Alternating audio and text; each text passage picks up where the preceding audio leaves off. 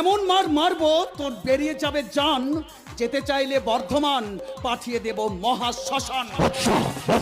তার আগে তোর সব দাদাগিরি আমি শেষ করে দেবো রে শালা। আয় নাকি রে? ওরে শালা, তোর হাত না হাতুড়ি রে, এখন দিয়ে আমার দাঁত পড়ে গেল। দাঁত পড়ে গেল? দাঁত দাঁত পড়বেই তো, দাঁত পড়বেই তো। মারাদোনা শট আর বাদশার খুশি, জায়গা মতো পড়লে খেলা শেষের বাঁশি।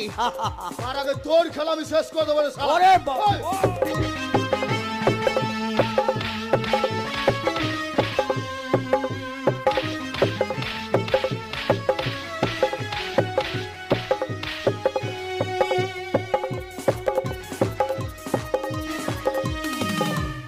নিন ম্যাডাম, দুটো চড় মেরে আপনার অপমানের জবাবটা দিয়ে দিন। মার মার মার! ওঠ শালা!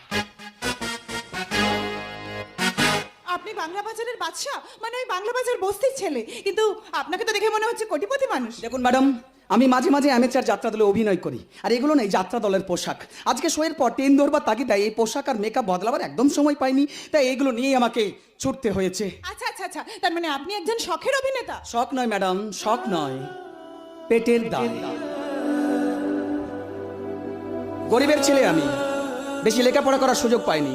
আমি দিনের বেলায় ট্যাক্সি চালাই, মানে আপনারা যাকে বলেন ট্যাক্সি ড্রাইভার, আর রাতের বেলায় অ্যামেচার যাত্রা দলে অভিনয় করে কিছু রোজগার করার চেষ্টা করি। এইবার চিনেছি, আপনি তাহলে সেই বিখ্যাত বাংলা বাজারের বাদশা। না না না না ম্যাডাম, না না না না না না, আমি কোনো বিখ্যাত নই, কোনো রাজা বাদশাও নই। তবে আমার বাবা মা আমার আদর করে নাম রেখেছিল সঞ্জু। যাত্রাতে সবাই আমাকে কুমার সঞ্জু বলেই চেনে, কিন্তু ম্যাডাম আমি যে ট্যাক্সিটা চালাই তার নাম বাদশা, তাই লোকে আমাকেই ভালোবেসে বাদশা বলে ডাকে। আজকাল জানেন তো, বিনা কারণে কেউ কাউকে ভালোবাসে। আসলে কি ম্যাডাম, রাত বিরেতে কারোর হাসপাতালে যাওয়ার প্রয়োজন হলে এই বাদশা এক ডাকে গাড়ি নিয়ে হাজির হয়ে যায়। কারো রক্তের প্রয়োজন হলে হাত বাড়িয়ে দিই। কিন্তু আপনার পরিচয়টা?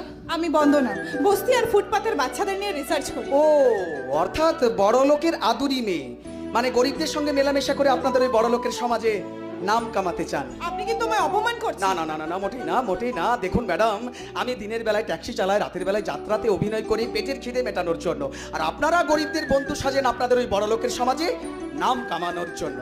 তাই তো আমাদের বস্তিতে ম্যাডাম আমাদের বস্তিতে যখন কোনোদিন কোনো ভদ্রলোক দামি জামা কাপড় পরে 50 লাখ টাকা দামের গাড়ি থেকে নেমে আমাদের বুকে জড়িয়ে ধরে, তখন আমরা বুঝতে পারি, হ্যাঁ, আমরা বস্তিবাসীরা সবাই বুঝতে পারি যে এবার ভোট আসছে। দেখুন, এক নদীর জল সব খেতে যায়, তবু করলা হয় তেতো, লঙ্কা হয় ঝাল, আর আখ হয় মিষ্টি। তাই বলছি, সবাইকে এক ছাঁচে ফেলবেন না। আমি শুধু আপনাদের একজন হয়ে আপনাদের ভালোবাসা পেতে চাই, আর আপনাদের ভালোবাসতে চাই। এদেশে গরিবকে সবাই ভালোবাসে ম্যাডাম, এদেশে গরিবকে সবাই